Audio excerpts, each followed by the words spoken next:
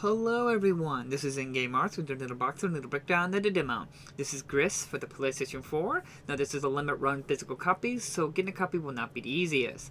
To jump right into it, this physical copy comes with the update version 1.01 on disc, and since the making of this video, there were no updates available, so this is the fullest up-to-date version of this physical copy, which is extremely nice.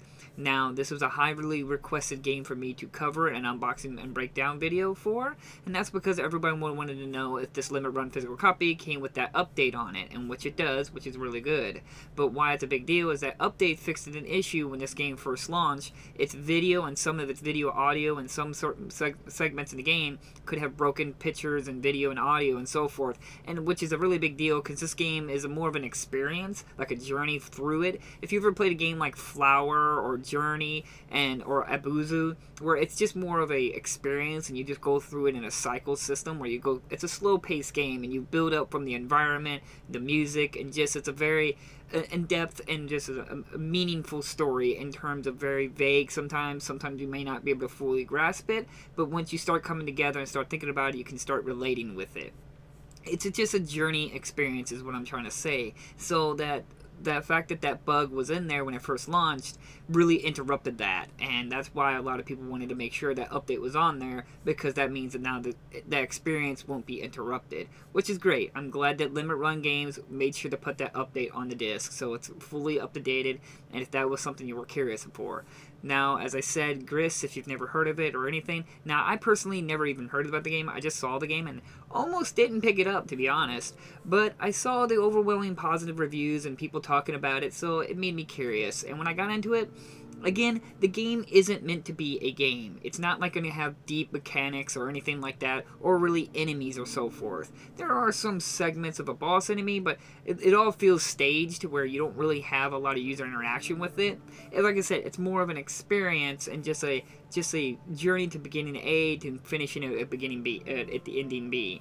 So if it's not something you're really into of that, it's not going to really change your mind. But if you're somebody who, like I said, plays like Journey, Flower, and so forth, you will enjoy the calm and relaxing and depth in our environment and so forth, and just the simple simplicity of the gameplay. Sometimes more mechanics and having deep engaging environments and so forth doesn't necessarily mean it makes it a great game. Sometimes having simpleness to it can make a game beautiful and unique, and that's what this this is. It's a very abstract kind of design. There's a lot of color that will eventually get built up, and it's got really like a oil painting kind of design going around to it. It's very unique, and that's why I think that's why I think the game really took for me, because I really liked its art style and its direction. It was very unique and very different, with some very good soundtrack to it to boot. Definitely gonna have to look into the soundtrack for this game, because it was very emotional and deeping, and just the environment sometimes was just all gorgeous to look at and so forth. It was definitely a good experience, and I'm really glad I decided to pick up a copy. Now, should you get a copy yourself? As I said, though, it is a limit run copy, so it's probably at this time it's going to be kind of expensive to get a copy, but and as well as, like I said, it's not going to have a lot of replay value. There's not a lot of mechanics and so forth, and I can't see a lot of reasons for you to come back to it once you've gotten done with it. So paying lots of amounts of money for collective purposes, yes, but as a gaming experience, you probably just buy it digitally or so forth. But it's still a unique game. It's a very experience. If you're going to look into getting it, I definitely recommend buying it digitally first.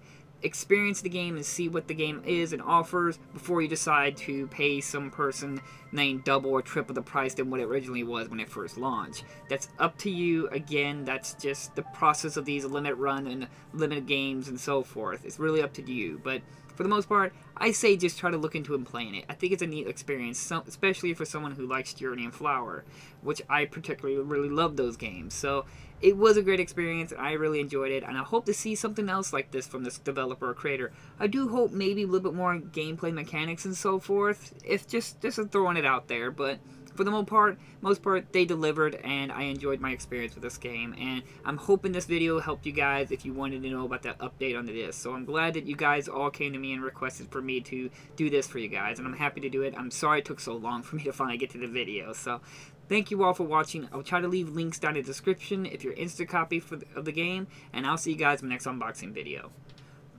Bye-bye!